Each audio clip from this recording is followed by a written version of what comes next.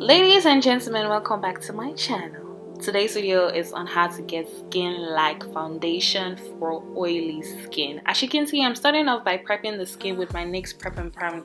Is it Prep and Prime spray? Okay, then I'm going ahead to use the NipFab Dragonblood serum. I don't know what it is about this product, but it ensures that my makeup stays in place. I notice a huge difference when I don't use it. Before you do any of these steps, make sure your face is already moisturized. I don't care what anybody tells you, but even if you're oily, you must moisturize your skin. Anyways, now I'm going ahead to apply the primer. I think it's from LANCOME. It's the matte mattifying primer. I'll list everything I use in the description box. And as you guys can see, I'm applying very little of this primer on the skin, and I'm rubbing it in. And while that is setting, I am going to go ahead and finish up the eyebrows, do the eyeshadow, and all the sorts. As you guys noticed in the previous clip, I did not apply a lot of primer to the nose. Now, one thing about the nose, what I've noticed for myself, that is that oily skin gets really shiny when you use primer. So we're not going to be using a lot of primer on the nose, just a little bit.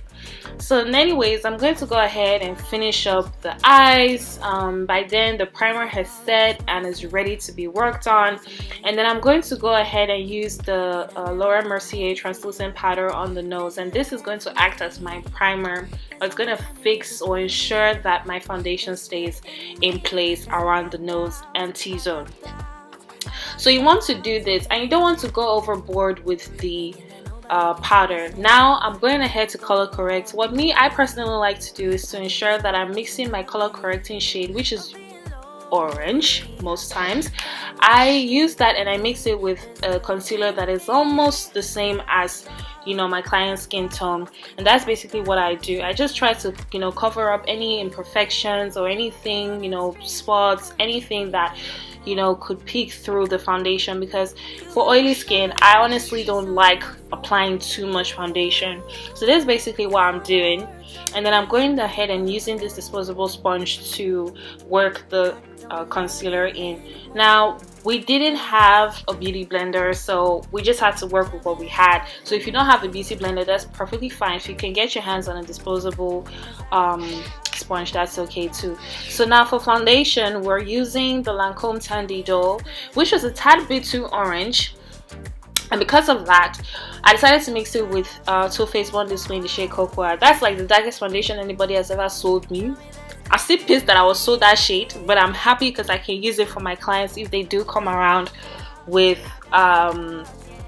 foundation that isn't really their shade. So as you can see, I'm using just a few pumps, like small pumps around the face, and I'm mixing the foundations together. I first use like a regular flat brush to mix the foundation in, and then I go in that with stippling brush, and this is just to give me a more like airbrush finish, and to ensure that the foundation is actually really blended with the skin and the neck.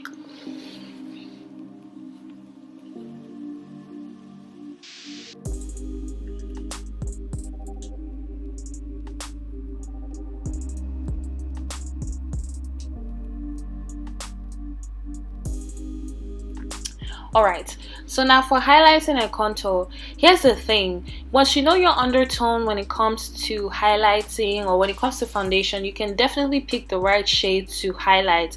Now you want to highlight with a concealer that is 2 shades lighter than your skin tone, but with the same undertone. Now she has a warm undertone, so I used a concealer that had a warm undertone to highlight as well, and I decided to go like maybe 3-4 shades like lighter in the inner corner of her eyes, just to like make her highlight pop a little bit more. Like I said, I like my foundation to look like skin, so that's exactly what I'm going to try to achieve with that. And then what I did was I went ahead and I blended the contour first, then I blended in the concealer afterwards using that same disposable sponge.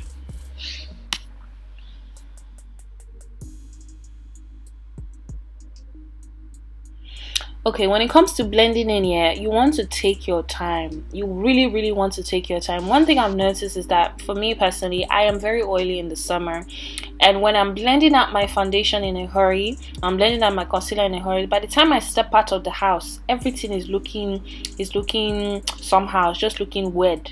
You get me? So you don't want that. You really don't want that. You want to take your time. So what I'm doing right here is I'm adding some more contour in there, because the contour I'm using is not that deep, and that's exactly what I'm going for. I don't like contour that is like 4 or 5 shades darker than the person's skin tone. That thing doesn't make sense to me. I don't know why people are doing that though. Better stop it.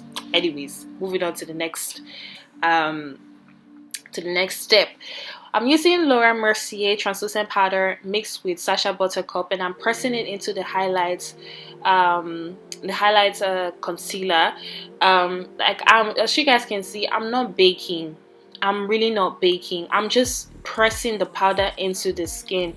In terms of her chin and nose and forehead, I'm only using the Sacha Buttercup. The only reason why I mixed the Laura Mercier and the Sacha Buttercup is because I want the eyes to be bright. I want underneath the eyes to be really bright in terms of concealer. So that's basically what I do. Like, I just use Sacha Buttercup on the chin, the nose, the forehead, and when it comes to the under eye, I mix the Sacha Buttercup with the Laura Mercier and I press it in.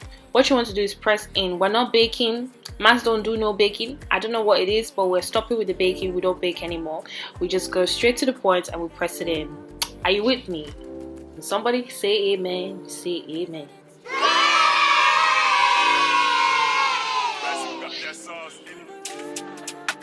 Alright, so now what I did here was to use my Fenty Beauty powder in the shade Nutmeg, I think. And what I did was I just like used a little bit of the powder to just, you know, wipe off any excess, you know, translucent powder that there may be, and to just get everything to blend in together. And I'm pressing the powder into the skin, into the foundation, and I'm doing that gently. Now I'm going to use Fenty Beauty Mocha Mami, that's the bronzer, and the Patricia Brights palette by Makeup Revolution in Dusk Till Dawn. I'm using the darkest shade and I'm using that as a bronzer. As you can see, I'm applying my I'm applying the bronzer in a 3 shape. So from up to the forehead, cheek, chin. So that's basically what you want to do. At this point, I'm also using the Juvia's Place blush palette. I can't remember which one it is, but I'll list it in the description box. And I'm using the darkest shade to like really deepen her contour just a little bit more. And when I'm doing that, I'm just, you know, how do I explain this? I'm fluffing that contour into the skin, and that's basically what helps me to not make mistakes and cause some kind of drama with my colors. When it comes to blush, you can use whatever color you want to use. I use Toby, which is the bright orange you see there, but as you can tell, you know, by the way that I'm applying it, it blends into the skin pretty well. So now that we've done that, you know, I'm just going to go ahead and finish up, you know, the makeup. I'm adding highlights on the underneath the brow, you know, tip of the nose, and above the cheek. Yeah, so that's basically where I'm adding highlights. I think I'm using Anastasia palette. Is it Anastasia Glow Kits? Yeah, that's exactly what I'm using. And yeah, this is a step that you can skip. You don't have to use highlighter if you're not, like, you know, used to it, or you don't really feel much of it. And then yeah, I went ahead and finished up the makeup and applied the NYX setting spray and the Urban Decay De-slick, which is the oil control setting spray. This setting spray is completely amazing and I really recommend it to everyone. Now I hope this tutorial was as in-depth as possibly could be, and yeah, I hope to see you guys in my next video. Please subscribe, like and share, and definitely thumbs up if you liked it. And this is how you get your foundation to look like skin if you have oily skin. Thank you. Bye.